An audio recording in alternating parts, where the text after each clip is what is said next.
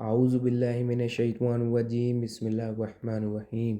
अल्लाह के नाम से शुरू करता हूँ जो बहुत ही मेहरबान हमेशा रहम फरमाने वाला है। अस्सलामुअलैकुम। ये बात है 24 नवंबर 1971 की, जब एक नॉर्थ वेस्ट ओरिएंट एयरलाइन की फ़्लाइट बोइंग 727 अपने साथ 36 मुसाफिरों को लेके पोर्टलैंड से सिएटल की तरफ रवाना होती है। तो ये एक आम सी फ़्लाइट थी, लेकिन इसको हाईजैक कर लिया जाता है और ये हाईजैकिंग भी बहुत ही इंटरेस्टिंग थी। अब आप लोग हैरान होंगे कि हाईजैकिंग में इंटरेस्ट कैसा? तो जी हाँ, ये बहुत ही इंटरेस्टिंग हाईजैकिंग थी, क्योंकि इसमें मौजूद 36 के 36 मुसाफिर अपने घरों को बाहिफाजत पहुंच जाते हैं और इनको कोई इल्म नहीं होता कि हमें हाईजैक किया गया है। और दूसरी इसमें सबसे बड़ी इंटरेस्टिंग बात ये थी कि जो हाईजैकर था उसकी सारी डिमांड्स फुलफ़िल कर दी गई थी और वो हवा में गायब हो गया था। इसको अगर मैं यूँ नाम देना चाहूँ तो FBI बिगेस्ट अनसॉल्व्ड मिस्ट्री भी इसको कहा जाता है। तो आइए चलें वीडियो में आगे चलते हैं ताकि इसको डिटेल से समझ सकें। अमूमन ये पोर्टलैंड से सिएटल की फ़्लाइट सिर्फ़ और सिर्फ आधे घंटे की होती है, लेकिन उस दिन ऐसा ना था। फिर एंट्री होती है डैन कूपर नामी एक हाईजैकर की, जो उसी एयरलाइन की एक टिकट परचेज़ करता है और टिकट परचेज़ करते हुए इस चीज़ का ध्यान रखता है कि उसको जहाज़ की आखिरी सीट्स में से कोई एक सीट मिले, और वो इसमें कामयाब हो जाता है। इसके साथ ही प्लेन टेक ऑफ कर जाता है। कुछ ही देर के बाद कूपर अपने साथ खड़ी हॉस्टेस के हाथ में एक नोट रख देता है, साथ ही उसको पढ़ने के लिए कहता है। तो जैसे ही हॉस्टेस उस नोट को पढ़ती है तो उसमें साफ अल्फाज में लिखा होता है कि मिस, मेरे पास एक बम है। हॉस्टेस इस बात पर यकीन नहीं करती और मुस्कुरा देती है, लेकिन जैसे ही वो मुस्कुराती है कूपर फ़ौरन अपना ब्रीफकेस खोल के उसके सामने रख देता है। उस ब्रीफकेस में वाकई एक टाइम बम था। ये नोट लेके फ़ौरन हॉस्टेस भागकर पायलट्स के पास पहुंचती है। पायलट्स ये सुनकर बहुत ही ज़्यादा परेशान हो जाते हैं और वो हॉस्टेस को कहते हैं कि वो इस हाईजैकर से जाके पूछे कि वो क्या चाहता है। इतने में कूपर अपनी डिमांड्स बताता है। वो कहता है कि उसके जहाज़ को सिएटल पहुंचते ही रीफ्यूल किया जाए। इसके साथ $2 लाख, जो आज के दौर के तकरीबन $15.5 लाख के बराबर हैं, और 4 पैराशूट। ये सुनकर पायलट्स फ़ौरन ATC से रब्ता करते हैं। ATC means air traffic control, और उनको सारी सिचुएशन बताते हैं। ATC ये सारी सिचुएशन एयरलाइन प्रेसिडेंट डोनाल्ड नेरोब को बताती है। डोनाल्ड नेरोब अपनी बदनामी से बचने के लिए फ़ौरन हाईजैकर की डिमांड पूरा करने को तैयार हो जाते हैं। इतने अमाउंट मैनेज करने के लिए थोड़ा टाइम चाहिए था, तो ATC पायलट्स को गाइड करती है कि वो सिएटल शहर के ऊपर ही चक्कर लगाते रहें। तो यूं दोस्तों, आधे घंटे का सफ़र 3 घंटे में बदल जाता है। 3 घंटे लगातार सिएटल शहर के ऊपर ये फ़्लाइट चक्कर लगाती रहती है और फाइनली 5:40 पर इस फ़्लाइट को लैंडिंग के लिए क्लियरेंस मिलती है और ये एयरपोर्ट के कॉर्नर पर जाके पार्क हो जाती है। फ़ौरन ही इस जहाज़ को रीफ्यूल किया जाता है, तमाम पैसेंजर्स जहाज़ से उतर जाते हैं और ये प्लेन दोबारा टेक ऑफ कर जाता है। इस मर्तबा इस प्लेन पे कूपर, एयर होस्टेस और सिर्फ पायलट्स होते हैं, और कूपर इंस्ट्रक्शन स्टार्ट कर देता है कि इस फ़्लाइट को मैक्सिको सिटी की तरफ मोड़ा जाए। इसकी हाइट सिर्फ और सिर्फ 10,000 हो, इससे ऊपर इसकी हाइट नहीं कर सकते। विंग्स की पोजीशन 15 डिग्री हो और इसकी स्पीड बिल्कुल स्लो हो। पायलट्स उसको कहते हैं कि इस स्लो स्पीड के साथ हम कभी मैक्सिको सिटी नहीं पहुंच सकते, लेकिन कूपर का इरादा कुछ और ही था। थोड़ी देर के बाद कूपर एयर हॉस्टेस को कॉकपिट में जाने के लिए कहता है और पैराशूट पहन के स्टेयरकेस यूज़ करते हुए प्लेन की बैक साइड से जंप कर जाता है। जी, ये वो जहाज़ थे जिनकी बैक साइड से स्टेयरकेस डाउन होता था लोडिंग और अनलोडिंग के लिए। इतने में जहाज़ की वार्निंग लाइट्स ऑन हो जाती हैं और जहाज़ को एक झटका महसूस होता है। जब पायलट्स नोट करते हैं कि जहाज़ की कैलिब्रेशन आउट हो रही है तो फ़ौरन पीछे जाके देखा जाता है कि आखिर क्या हुआ है। स्टेयरकेस खुला होता है, कूपर वहाँ पर मौजूद नहीं होता।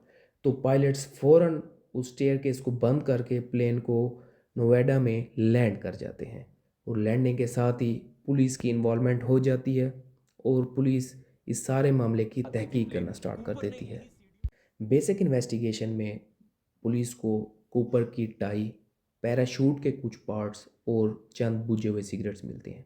जी हाँ, उन दिनों में सिगरेट्स प्लेन में अलाउ थी। उसके साथ 66 अनआइडेंटिफाइड फिंगरप्रिंट्स जो उस जहाज़ में किसी भी पैसेंजर के साथ मैच नहीं करते थे।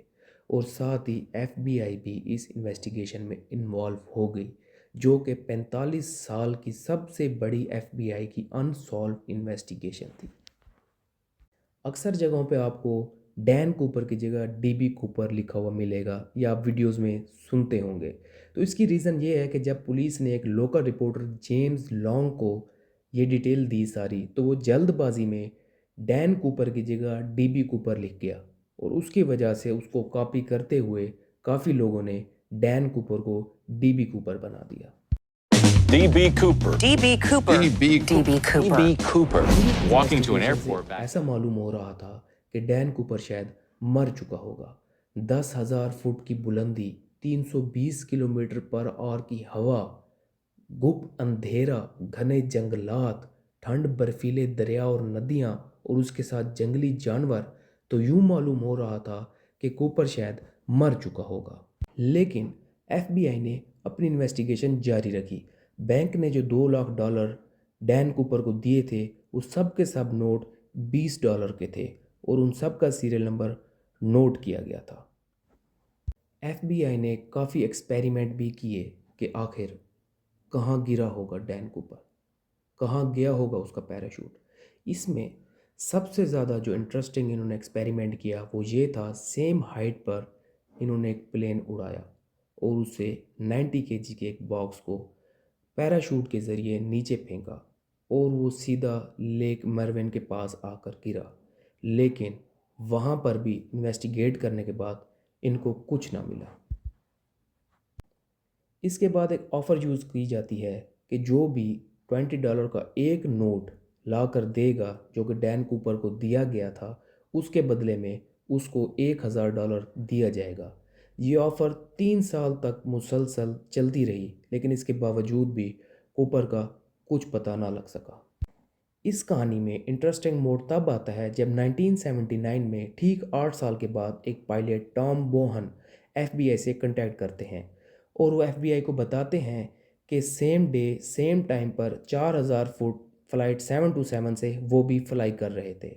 उनका कहना ये था कि आप लोगों ने जो कैलकुलेशन की हैं वो गलत हैं।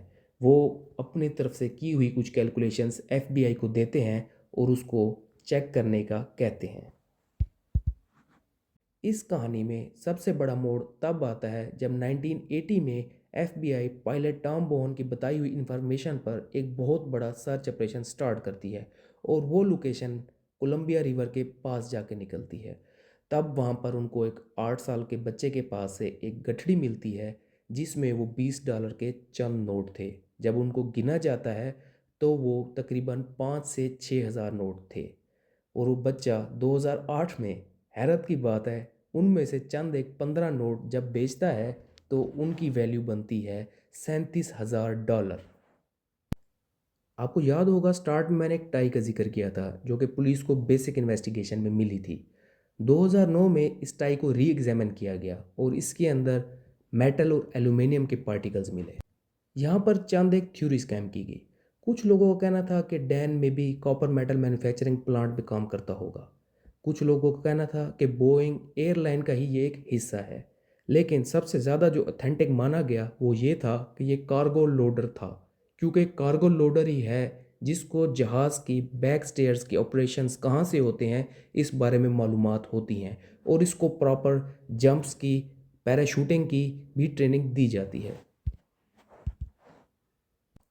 इन्हीं बेसिस पे काफ़ी ज़्यादा सस्पेक्ट्स को अरेस्ट किया गया, बहुत ज़्यादा सवाल जवाब हुए, बहुत ज़्यादा इन्वेस्टिगेशन हुई, बहुत ही ज़्यादा पैसा ज़ाया हुआ, लेकिन at the end everyone was found not guilty और बिल आखिर 12 जुलाई 2016 को ये केस क्लोज कर दिया गया। और आज तक दोस्तों किसी को नहीं पता डैन कूपर कौन था, कहाँ से आया था, कहाँ गया, क्या वो अभी भी ज़िंदा है। इसी के साथ ही मैं इजाज़त चाहूँगा। डाटा कलेक्शन में कमी पेशी हो सकती है। अल्लाह पाक कमी पेशी माफ़ करे, नमाज कायम करें, दुरूद शरीफ कसरत से पढ़ें। मिलते हैं इसी तरह किसी और इन्फॉर्मेटिव वीडियो में। अल्लाह हाफ़िज़।